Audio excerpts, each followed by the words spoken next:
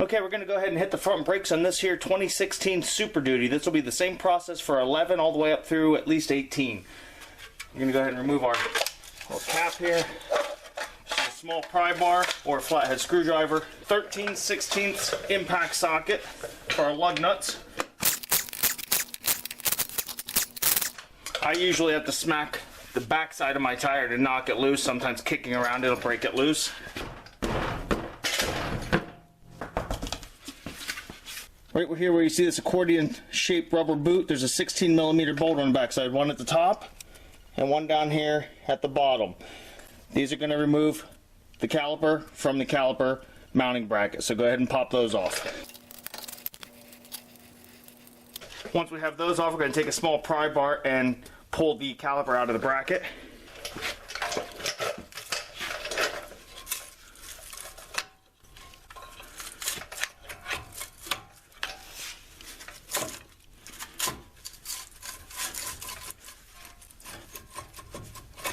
Once you have that out, set that up out of the way where it's not going to fall.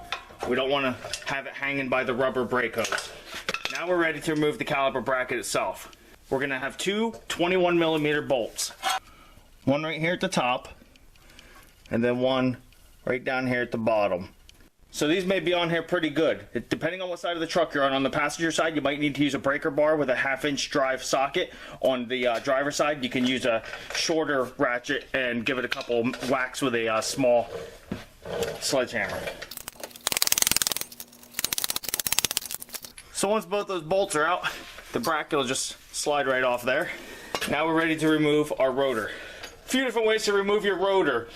You can beat around the outer lip here with a small sledge. It also helps to hit in between the studs.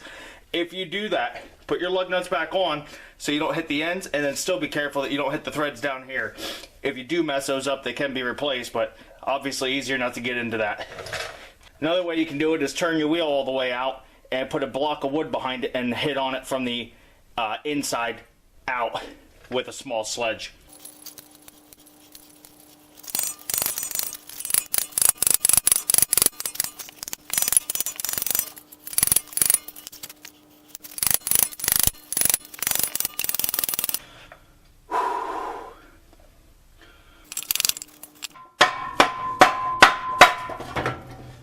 So now if you're going to have these resurfaced, again, be careful not to hit this braking surface. You don't want to nick that up real bad. I'm going to send these down to the shop to get these turned, so it's going to take about a day to get these back, and we'll pick up from there. Okay, so we got our rotors back from the shop. So before we install things and start putting everything back together, we need to compress the pistons that have worked out from the brakes being worn. So take one of your old brake pads, put those up against the pistons on the caliper, and then using a C-clamp, put a C-clamp over. You can either do this with one C-clamp on one piston, working it back and forth, or you can use two C-clamps at a time. And you're just going to slowly push the pistons back into the caliper. Make sure they're all the way back as far as they'll go. Then you can remove your C-clamp and get rid of that old brake pad. So now we'll set that back off to the side. And now we're ready to install the rotor. So next we're ready to reinstall our caliper mount bracket, but before we do, your new brake pads are going to come with a bag of hardware, pieces that look like this. They go right on this mount bracket, so make sure you pop off these 4 pieces and replace them with the new ones that came with your pads. Okay, so once we got our new pieces on there, we're ready to reinstall this. Make sure you have some anti-seize on your bolts. Make the next brake change a little easier. Now I do want to mention it is important to replace these metal clips too. This is what the brake pads slide on when they're going up against the rotor and that. And so if you're using the old clips, the brake pads can bind and that can create issues. Once we're done with that, we're ready to install our brake pads. It is possible to do this before you put this bracket on as well. Some people do, some people don't. Doesn't make a difference. It can be a little easier sometimes to do it before the bracket's mounted. And with your pistons pressed all the way in, your caliper should slide right on here. Once you have that done, go ahead and secure your caliper with the caliper mount bolts, and again, put a little anti-seize on these.